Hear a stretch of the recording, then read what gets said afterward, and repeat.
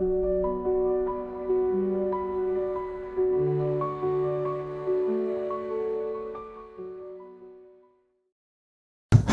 noite, meus irmãos. A graça e a paz do Senhor, amém?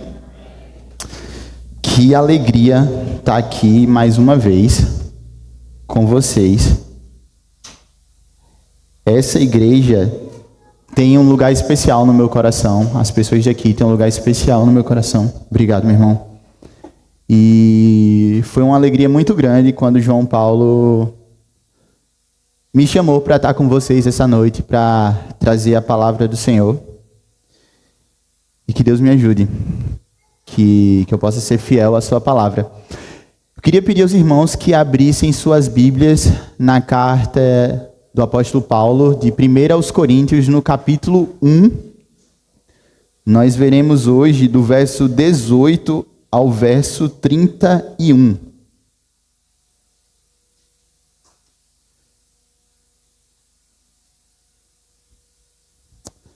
Alguns dias atrás, junto com o meu PG, a gente estava conversando sobre as Escrituras, conversando sobre a Palavra de Deus, sobre o Evangelho, e eu fiz uma pergunta para eles. E a pergunta foi: qual foi a reação mais inusitada, mais curiosa ou diferente que vocês já viram quando alguém ouviu sobre o Evangelho, quando alguém ouviu a Palavra de Deus?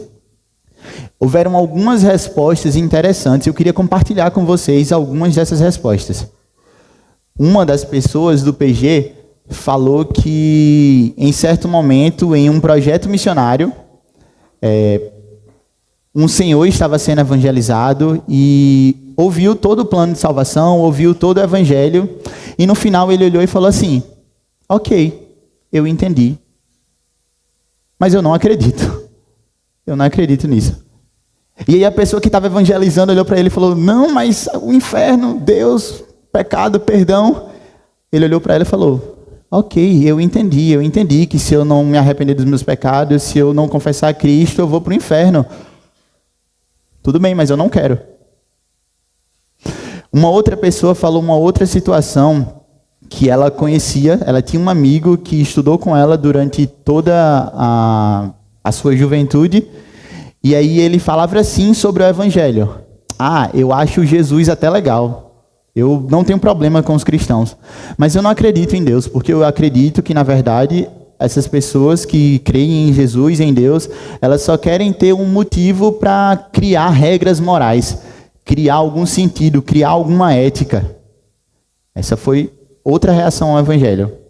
Uma terceira reação ao Evangelho é de um amigo meu que cresceu em um lar cristão, cresceu em um lar reformado, sabendo de todas as doutrinas da palavra, todas as doutrinas reformadas, e ele olha, sabendo de muita coisa nas Escrituras, e fala assim: eu não acredito. Eu acredito que, na verdade, esse Deus da Bíblia, que eu escuto desde a minha infância, é um Deus mau. Eu não acredito. E a pergunta que fica é: por que essas pessoas reagem desse jeito? Por que para essas pessoas o Evangelho não faz sentido? E é pensando um pouco nisso que Paulo vai falar aqui nessa porção do texto que nós vamos ler hoje. Eu queria ler com vocês todo o texto corrido e depois a gente vai passando aos poucos e vendo a argumentação do apóstolo Paulo. Vamos ver a partir do verso 18. Diz o seguinte: pois a mensagem da cruz é loucura para os que estão perecendo, mas para nós que estamos sendo salvos é o poder de Deus. Pois está escrito: destruirei a sabedoria dos sábios e rejeitarei a inteligência dos inteligentes. Onde está o sábio? Onde está o erudito? Onde está o questionador desta era? Acaso não tornou Deus louca a sabedoria deste mundo? Visto que, na sabedoria de Deus, o mundo não o conheceu por meio da sabedoria humana. Agradou a Deus salvar aqueles que creem por meio da loucura da pregação. Os judeus pedem sinais milagrosos, e os gregos procuram sabedoria. Nós, porém, pregamos a Cristo crucificado, o qual, de fato, é escândalo para os judeus e loucura para os gentios. Mas os que foram chamados, tanto judeus como gregos, Cristo é poder de Deus e a sabedoria de Deus. Porque a loucura de Deus é mais sábia do que a sabedoria humana, e a fraqueza de Deus é mais forte que a força do homem. Irmãos, pensem no que vocês eram quando foram chamados. Poucos eram sábios segundo os padrões humanos, poucos eram poderosos, poucos eram de nobre nascimento. Mas Deus escolheu o que para o mundo é loucura para envergonhar os sábios, e escolheu o que para o mundo é fraqueza para envergonhar o que é forte. Ele escolheu o que para o mundo é insignificante, desprezado, e o que nada é, para reduzir a nada o que é, a fim de que ninguém se vanglorie diante dele. É, porém, por iniciativa dele que vocês estão em Cristo Jesus, o qual se tornou sabedoria de Deus para nós, isto é, justiça, santidade e redenção, para que, como está escrito, quem se gloriar, glorie-se no Senhor. Vamos orar mais uma vez, meus irmãos. Soberano Deus e eterno Pai, nós te agradecemos por esse dia, Senhor. Te agradecemos porque podemos te cultuar e podemos aprender um pouco mais da tua palavra. Esteja conosco, Senhor, e que a tua palavra possa atingir verdadeiramente os nossos corações. Que nós possamos aplicá-la às nossas vidas. Que ela de fato seja o pão da vida para a gente, o nosso alimento. Esteja comigo, me ajuda a ser fiel às tuas escrituras e me ajuda a transmitir da melhor forma para os meus irmãos. É assim que eu te oro e te agradeço. Em nome de Cristo Jesus. Amém.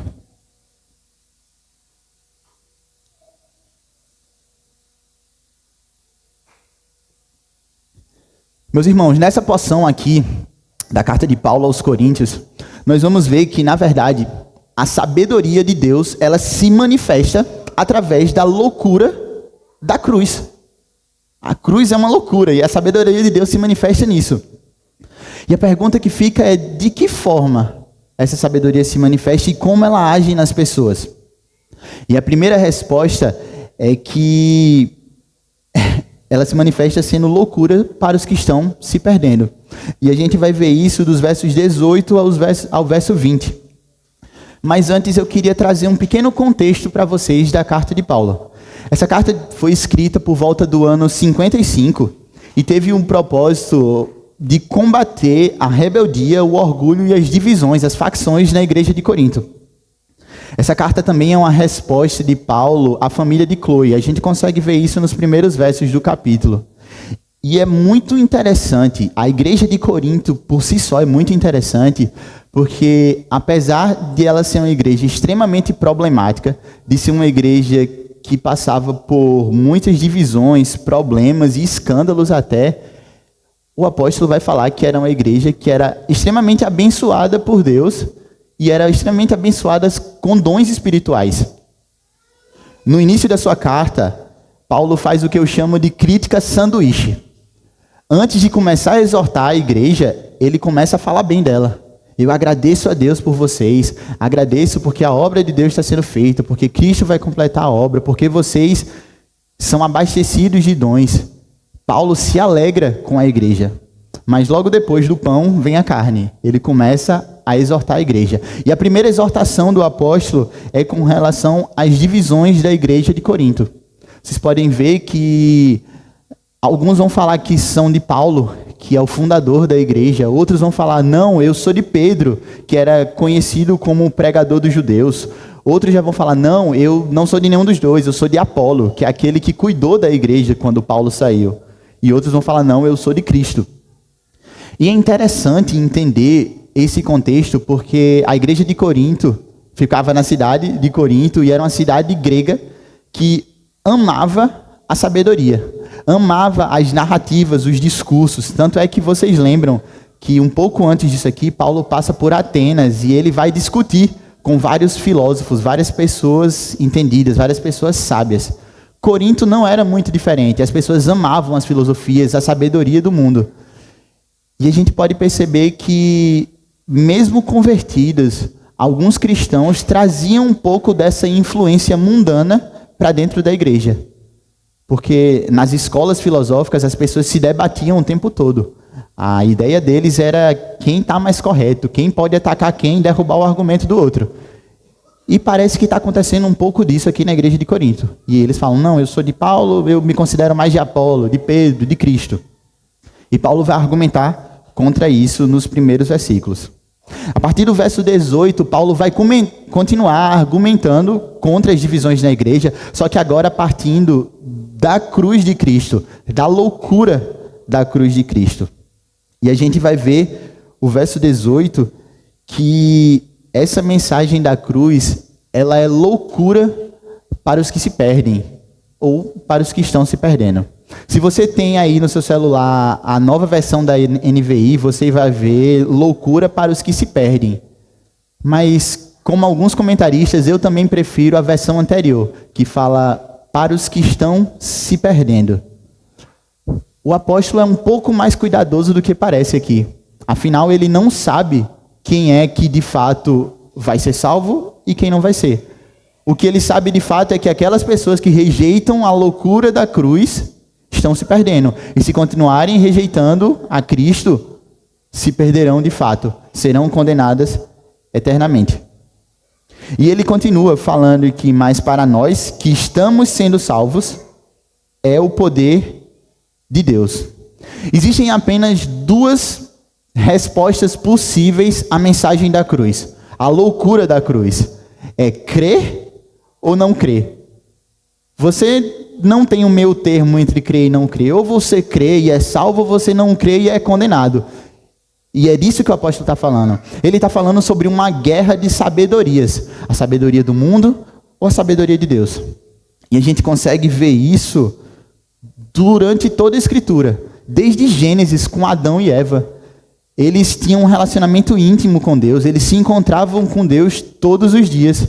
Só que vem a serpente, com a sabedoria dela, e Adão e Eva depositam a sua confiança na sabedoria da serpente, e não na sabedoria de Deus. Eles escolhem o próprio caminho, e é uma escolha de um caminho que não agrada a Deus. Eles escolhem a própria sabedoria. A gente vê isso também em Babel. Logo depois de Noé, Deus fala para Noé e seus filhos multiplicarem, crescerem e se espalharem sobre toda a terra. E aí o pessoal lá em Babel quer fazer todo mundo junto na mesma cidade, construir aquele prédio gigantesco para chegar a Deus, porque eles não confiam na sabedoria de Deus, eles estão confiando na própria sabedoria. A gente vê isso também em Abraão, quando chega com sua esposa para o rei e fala que essa aqui é minha irmã, porque na verdade ele não confiava em Deus, ele estava confiando na própria inteligência, falando, se eu disser que ela é minha irmã, eu vou passar ileso aqui. A gente tem em todo momento nas Escrituras as pessoas confiando na própria sabedoria e rejeitando a sabedoria divina. E Paulo fala um pouco sobre isso nos próximos dois versos, no verso 19 e no verso 20. Ele faz duas citações. As duas citações são de Isaías. E diz o seguinte, a primeira citação está lá em Isaías 29:14, é baseado nela que Paulo fala o seguinte: destruirei a sabedoria dos sábios e rejeitarei a inteligência dos inteligentes. É muito importante entender o contexto do qual Paulo está fazendo essa citação, para que a gente possa entender como a igreja de Corinto estava entendendo aquilo. No contexto dessa citação, Deus está falando através do profeta Isaías contra Judá, que está rejeitando a pregação do profeta, porque Judá está sendo atacada ou está correndo o risco de ataque do povo assírio. E aí Judá fala, tem uma ideia genial, eu vou fazer uma aliança com o Egito, sendo que era o Egito que tinha escravizado Israel, o Egito que tinha escravizado o povo de Deus. Deus é contra isso, mas Judá faz essa aliança. O resultado é que a Síria invade Judá e eles são levados cativeiros. E aí Deus fala, eu destruirei a sabedoria dos sábios, rejeitarei a inteligência dos inteligentes. O que parecia ser muito sábio, ser muito inteligente para o povo de Judá, não era a sabedoria de Deus. Eles deixaram de confiar em Deus. E a segunda citação está lá em Isaías 33:18, que diz o seguinte: onde está o sábio? Onde está o erudito? Onde está o questionador desta era? Acaso não tornou Deus louca a sabedoria desse mundo? Essa citação aqui, ela é uma promessa que Deus faz ao povo para quando eles estivessem no exílio. Quando eles estivessem no exílio, aquele povo assírio que fez chacota com o povo de Deus, aquele povo que olhou para Judá e falou: vocês que foram escravizados pelo Egito, vocês fizeram aliança com eles. Aquele povo assírio que destruiu o povo de Deus, aquele povo não existiria mais no exílio. E quando o povo de Deus estivesse com medo do que aconteceria, com medo de que não voltassem à sua terra, Deus fala: onde está aquele povo lá que destruiu vocês? Onde está o erudito, o sábio, o questionador? Acaso Deus não tornou louca a sabedoria desse mundo? Quando o povo ouviu isso, eles puderam ter certeza de que apesar da grandiosidade da Babilônia, apesar da grandiosidade dos persas que naquele momento dominavam sobre o povo de Deus, Deus era poderoso e sábio o suficiente para cuidar do seu povo e cumprir as suas promessas. Sobre isso que Paulo está falando. E a gente vê essa guerra de verdades, essa guerra de cosmovisões. E eu pergunto para vocês, meus irmãos, quais são as sabedorias que têm guiado as nossas vidas? A verdade é que o mundo está cheio de conhecimento, está cheio de coisas que aparentemente são boas, está cheio de conhecimentos e sabedorias que você olha e fala: legal, acho que eu posso seguir por aqui. Mas na verdade não passam de sepulcros. É como, eu não sei se vocês já viram alguns mausoléus, que por fora são muito bonitos, mas você sabe que por dentro está guardando morte. A sabedoria humana é como se fosse isso. É bonita por fora, mas por dentro ela traz morte. E quais são as sabedorias que têm guiado a nossa vida? Será que é o dinheiro que tem guiado a nossa vida? Será que é o conhecimento financeiro do que vai acontecer com o dólar, com o euro, com o real? É isso que tem guiado a nossa vida? É com isso que a gente tem misturado o evangelho? Ou será que são as nossas próprias emoções? Nós vivemos um mundo em que as emoções são praticamente o centro de tudo. Nós vivemos por nossas emoções. Nós queremos estar bem, felizes e alegres. E por vezes misturamos isso ao evangelho. Nós dizemos que o evangelho é estar bem. Se você aceitar Cristo, você vai viver uma vida em que você vai estar pleno o tempo todo. Ou às vezes nós misturamos o evangelho e depositamos a nossa confiança na política. Seja a direita, seja a esquerda, seja o centro, seja qualquer coisa. Confiamos nisso. Não confiamos no que Deus fala. Acreditamos que a política, os políticos e as obras que fazem ou deixam de fazer é o que vai fazer a nossa vida ser diferente e resolver o nosso problema com Deus. A verdade é que não vai. Mas essas coisas até que são fáceis da gente perceber e, de certa forma, desviar. Mas eu penso que, às vezes, misturamos o evangelho com coisas boas. Às vezes, misturamos e confundimos o evangelho com doutrina. Não sei se vocês já conheceram pessoas assim, ou se vocês já foram pessoas assim em algum momento, que olharam para a igreja presbiteriana, para a igreja reformada e falaram: essa igreja é a igreja do pastor Augusto Nicodemos, que é bíblica, que é legal, que tem um ar de superioridade, de conhecimento, acho que é para ela que eu vou. Quando na verdade a gente não está interessado no evangelho de Cristo. Porque o apóstolo fala que a mensagem da cruz que é poder de Deus para os que estão sendo salvos. Ele não está falando que o dinheiro é o poder de Deus para quem está sendo salvo. Não são as emoções que é o poder de Deus para quem está sendo salvo. Não é a política, não são pastores e líderes, não é a doutrina que é poder de Deus para a salvação. A mensagem da cruz que é o poder de Deus para os que estão sendo salvos. Que a gente não misture o evangelho, que a gente não baseie as nossas vidas em outros conhecimentos, em outras sabedorias, em coisas mundanas que têm a aparência de coisa boa, mas que não são a mensagem do evangelho. Um outro ponto interessante é que nós não precisamos ficar surpresos com a rejeição ao Evangelho. Afinal, após o pecado, essa é a ordem natural das coisas. Quando as pessoas ouvem o Evangelho, a sua natureza, a nossa natureza pecaminosa, o rejeita imediatamente. A nossa natureza pecaminosa olha para o Evangelho e realmente considera como loucura. E às vezes a gente prega para amigos, familiares, irmãos e eles olham para a gente e falam: não quero isso não. Eu não acredito nesse Deus que você está pregando. A gente não deveria ficar surpreso com isso. Na verdade, o que a gente deveria fazer é continuar pregando, é continuar tendo um relacionamento com essa pessoa, é continuar orando por ela, é continuar sendo o canal de bênçãos, é continuar sendo um reflexo do Evangelho de Deus na vida delas. É isso que nós devemos continuar fazendo. Nós vimos no primeiro ponto agora que o Evangelho de Deus, ele é loucura para os que estão se perdendo. Nós vamos ver agora que o Evangelho também, essa sabedoria, a loucura da cruz, ela confunde os entendidos.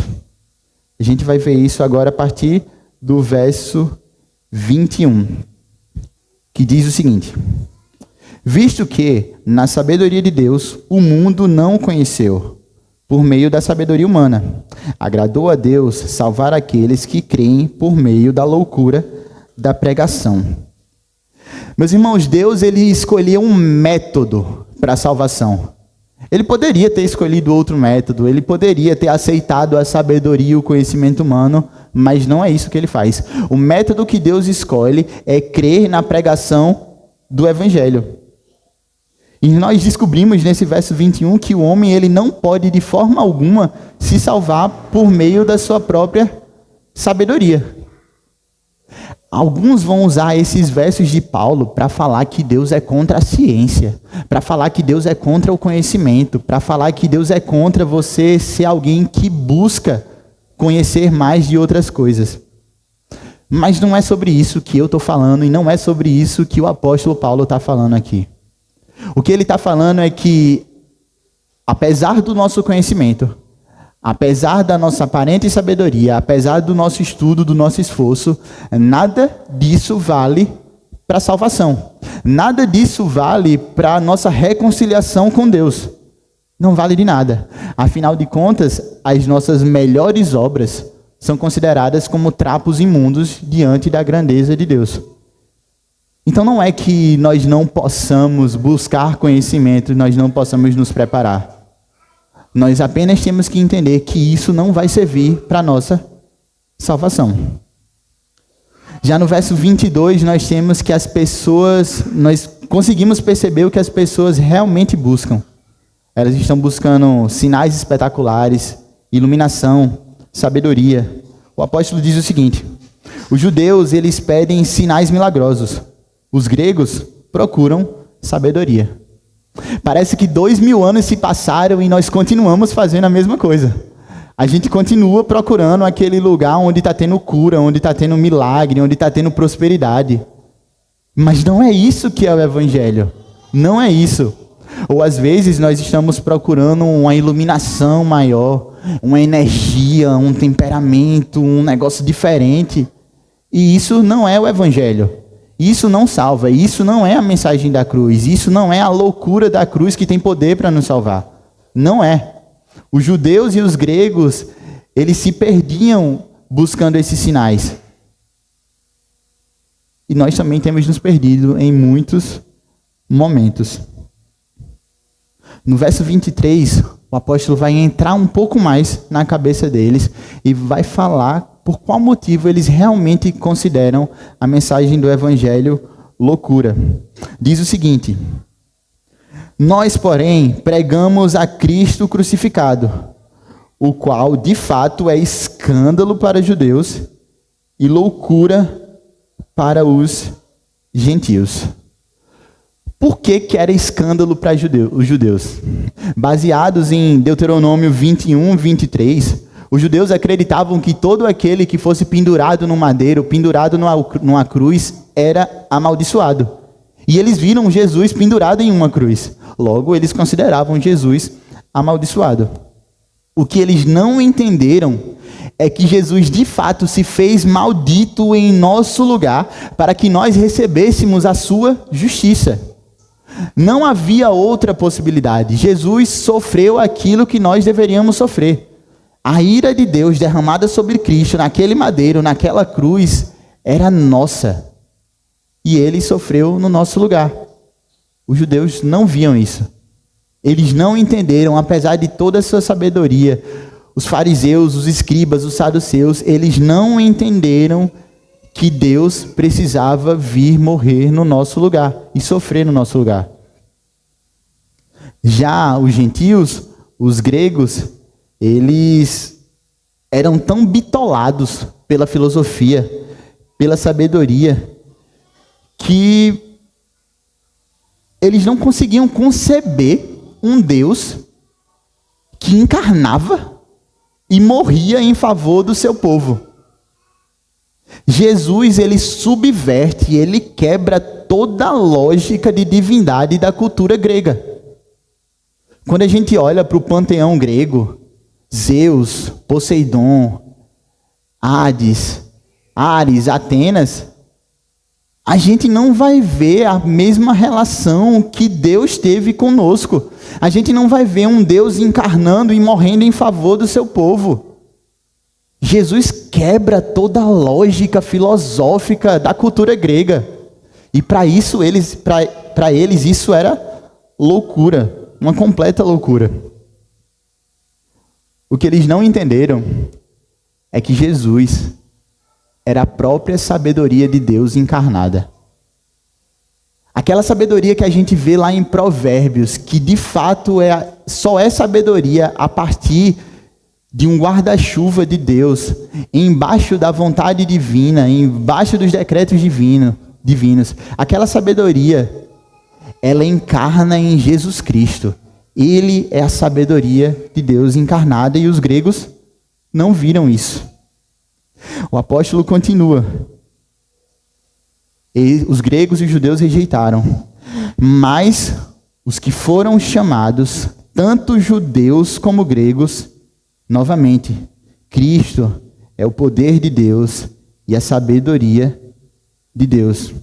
Porque a loucura de Deus é mais sábia que a sabedoria humana, e a fraqueza de Deus é mais forte que a força do homem. Paulo aqui, ele é um pouco irônico. E é muito interessante isso, porque nós sabemos que Deus não tem fraqueza. E com certeza Paulo sabia que Deus não tinha fraqueza. Mas ele fala que, mesmo que Deus tivesse fraqueza, a fraqueza de Deus ainda era mais sábia e mais forte do que a força e a sabedoria humana. É como se ele estivesse colocando os descrentes em seu devido lugar. Era como se ele estivesse colocando os crentes em Deus em seu devido lugar também. Falando assim, não confiem na sua própria sabedoria, não confiem no seu conhecimento. Porque a sabedoria e o conhecimento de Deus é inigualável, inimaginável. Pensando que Deus escolheu esse método, o método da pregação do Evangelho, a pregação dessa loucura da cruz. Qual tem sido o conteúdo da nossa pregação? Nós temos sido fiéis ao Evangelho? Nós estamos pregando um Evangelho genuíno? Ou a gente está tentando melhorar um pouco ele, porque a gente acha que não é suficiente? A gente está falando para os descrentes que talvez se eles se converterem, a vida deles vai se transformar e os problemas vão embora. As suas emoções vão ser todas reajustadas e realinhadas se eles aceitarem a Cristo. A sua vida financeira vai mudar da água para o vinho porque eles aceitaram a Jesus. Ou a gente tem estudado tanto para falar palavras bonitas, para ganhar argumentos, porque na nossa cabeça é uma guerra de argumento. É isso que a gente tem feito? A gente tem temperado o Evangelho Não é isso que nós devemos fazer. Porque a partir do momento que a gente coloca algum outro ingrediente ao evangelho simples, puro e eficaz de Cristo, nós estamos maculando o evangelho. Porque ele é poder de Deus e ele é suficiente para a salvação do homem.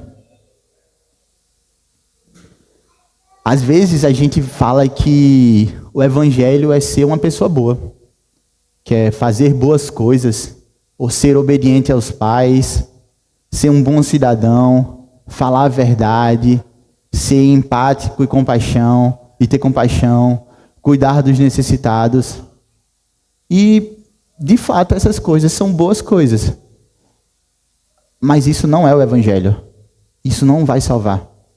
Timothy Keller tem uma citação que é muito interessante. Ele vai dizer o seguinte: o evangelho não é o resultado do evangelho. O que é que ele está querendo falar com isso? Ele está querendo falar que ser uma pessoa obediente, ser uma pessoa verdadeira, ser uma pessoa legal, que tem compaixão, que ajuda os necessitados, não é o evangelho. Isso é a consequência do evangelho. Porque, na verdade, o evangelho é a nossa história da salvação. É a história de como Deus enviou o seu próprio Filho e morreu no nosso lugar. Morreu a nossa morte para que tivéssemos a reconciliação com o Pai. Esse é o evangelho. Nada mais, nada menos. Nós não precisamos e não devemos confundir o evangelho com o seu resultado.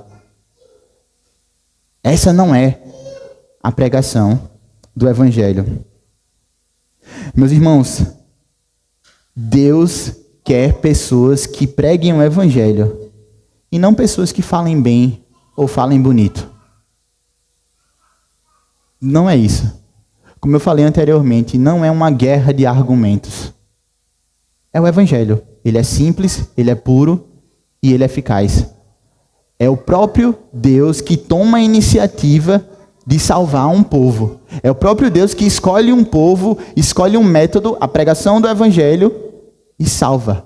O evangelho é poderoso o suficiente para salvar. Nós não precisamos misturá-lo com nada. Mas fica a pergunta de $1 milhão. Como é que a gente prega o evangelho? Alguns têm se dedicado a aprender técnicas e métodos e uma linha de raciocínio de como pregar o evangelho. E isso por si só não é ruim, não faz mal. Mas, de novo, o evangelho é muito simples. O evangelho é um mendigo falando para outro mendigo onde encontrar o pão. Onde encontrar o pão da vida, que é Cristo. O evangelho é simples. É Deus que cria um mundo, que cria o homem, e o homem peca contra esse Deus. A partir daí o homem passa a viver em pecado por toda a sua vida, e o próprio Deus resolve salvar o homem, tomando iniciativa, mandando o seu filho para morrer uma morte de cruz. Deus escolhe pelo método da pregação para que aquele que crê no sacrifício de Cristo e crê que Ele é o seu único e suficiente Salvador, seja salvo e tenha a reconciliação eterna com o Pai. Esse é o evangelho. Esse é um evangelho. E ele envolve relacionamento com pessoas. Envolve você conhecer, se relacionar e falar. Alguns vão dizer uma frase bastante famosa que é: pregue o evangelho e, se preciso, use palavras. Eu sou tremendamente contra isso. Você prega o evangelho utilizando palavras, porque esse foi o método que Deus escolheu. Que a gente possa fazer isso com mais afinco, que a gente possa pregar o evangelho simples e genuíno e poderoso do nosso Senhor Jesus Cristo. Nós vimos que a sabedoria de Deus manifesta na loucura de Cristo. Ela é loucura para os que estão se perdendo. Nós vimos que ela também confunde a sabedoria dos entendidos. E por fim, nós vamos ver que ela nos faz glorificar a Deus. Acompanhem comigo os versos 26, 27 e 28. Diz o seguinte: Irmãos, pensem no que vocês eram quando foram chamados. Poucos eram sábios segundo os padrões humanos. Poucos eram poderosos. Poucos eram de nobre nascimento. Mas Deus escolheu o que para o mundo é loucura para envergonhar os sábios. E escolheu o que para o mundo é fraqueza para envergonhar o que é forte. Ele escolheu o que para o mundo é insignificante, desprezado e o que nada é, para reduzir a nada o que é.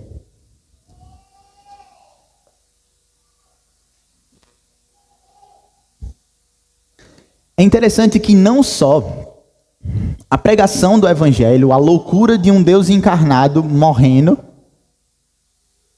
é insanidade. A escolha das pessoas também é loucura. Porque olhem só, muitos não eram poderosos, muitos não eram sábios, de nobre nascimento, muitos não eram nada, e Deus os escolheu para envergonhar aqueles que são. Olhe para a sua própria vida. Quem nós somos sem Cristo? Quem nós somos, meus irmãos? Imagino que poucos aqui tenham um nascimento nobre, ou sejam poderosos, ricos, influentes. Deus, por sua infinita misericórdia, nos escolheu. Isso deve nos fazer glorificá-lo. Agora, a gente não pode cair no erro que alguns caem achando que o evangelho é social, achando que o evangelho é apenas para pobres. Isso não é verdade. Não é sobre isso que Paulo está falando. Porque nós vemos sim nas escrituras pessoas influentes se convertendo. A gente tem Zaqueu, que tinha sua influência. A gente tem Lídia, que era uma importante vendedora de púrpura. Temos pessoas influentes se convertendo. O evangelho, ele não é social. Mas o que Paulo está querendo falar aqui é que não importa a nossa classe social, não importa a nossa conta bancária, não importa quantas pessoas a gente consegue empregar. Isso não vale de nada para a nossa salvação. Isso não vale de nada, porque Deus escolhe por sua misericórdia. E nós devemos glorificá-lo por isso. No verso 29, a gente tem um motivo do porquê Deus humilha os poderosos. O verso 29 diz o seguinte. Ele diz no final do verso no 28 que para reduzir a nada aquele que é, a fim de que ninguém se vanglorie diante dele. É por isso que Deus não escolheu os poderosos. É por isso que Deus não escolheu as pessoas influentes dessa terra. Para que ninguém se glorie. Mas na verdade nós também, que somos miseráveis pecadores, também não devemos nos gloriar diante de Deus. A nossa vida deve ser única e exclusivamente para a sua glória. Pois como a gente vai ver no verso 30, é por iniciativa do próprio Deus que nos tornamos um. O verso 30 diz, é porém por iniciativa dele que vocês estão em Cristo Jesus, o qual se tornou sabedoria de Deus para nós. Isso é, justiça, santidade e redenção. Jesus se tornou justiça para a nossa vida porque ele foi maldito em nosso lugar e a sua justiça foi colocada sobre nós. Jesus é santidade para nós porque ele deixou o seu próprio Espírito para que nós pudéssemos, através do agir dele, passar por um processo contínuo de santificação todos os dias da nossa vida. Jesus é redenção para a nossa vida porque foi através dele que nós tivemos a reconciliação com o Pai, uma reconciliação eterna. Jesus é justiça, santidade e redenção. Porque, meus irmãos, a verdade é que antes nós éramos escravos do pecado, nós éramos filhos do diabo, éramos filhos da ira. E não podíamos fazer nada contra isso, porque estávamos mortos em nossos delitos e pecados. E Jesus se tornou justiça, santidade e redenção na nossa vida. E o mais interessante disso tudo é que ele nos ligou a Cristo. Jesus nos ligou a ele da forma mais íntima possível. Na teologia, os teólogos vão chamar isso de união mística com Cristo, que é uma união que nós nem sequer conseguimos descrever de forma completa. No entanto, Cristo é a videira, nós somos os ramos. Cristo é a cabeça da igreja e nós somos o corpo. Cristo é o noivo e nós, como igreja, somos a sua noiva. Se de fato nós estamos ligados a Cristo, se de fato nós estamos ligados à videira, nós também estamos ligados aos seus galhos, aos seus ramos. Nós estamos ligados à igreja. Essa é a resposta que Paulo dá àquela divisão da igreja de Corinto. Essa é a resposta que Paulo dá às facções que existem na igreja. Nós somos um porque estamos ligados à mesma videira, que é Cristo. Meus irmãos, isso é sabedoria de Deus, que é loucura para o mundo. Essa é a sabedoria de Deus que nos salva. Essa é a sabedoria de Deus que nos faz glorificá-lo todos os dias da nossa vida. Paulo termina essa porção do texto no verso 31 fazendo uma citação de Jeremias. Ele diz: para que, como está escrito, quem se gloriar, glorie-se no Senhor. Esse Senhor aqui, Paulo utiliza o termo Yahvé, que é o Deus da aliança. Isso aqui é muito interessante, porque ele está falando para os judeus e para os gentios. O Deus do Velho Testamento, o Deus da aliança, o Deus dos judeus, é o Deus que hoje está salvando os gentios e colocando todo mundo na mesma videira. É o Deus que está nos salvando hoje. O Deus da aliança do Antigo Testamento não é um Deus diferente do Novo Testamento. É o mesmo Deus e ele encarnou em Cristo. Ele é a sabedoria de Deus, poder de Deus para a salvação dos nossos pecados. Meus irmãos, o evangelho ele não é social. A gente deve pregar o evangelho a todo mundo. A todo mundo, mesmo que a gente ache que aquela pessoa não merece. Eu não sei se vocês já passaram por isso. Eu admito, eu confesso a vocês que eu já passei por isso. De olhar para uma pessoa e falar, não, isso aí não. Não é possível que eu vou pregar o evangelho para esse aí. Isso é pecado. Isso é pecado. Nós não sabemos quem Deus chamou, quem Ele vai chamar. Nós não sabemos aqueles que Ele vai enxertar na videira. Nós não sabemos, então devemos pregar o evangelho a toda criatura. Todos os dias, o tempo todo, a tempo e fora de tempo. Pois nós podemos ter certeza que a obra de Cristo ela é suficiente, ela é completa, ela é eficaz e não vai faltar nada.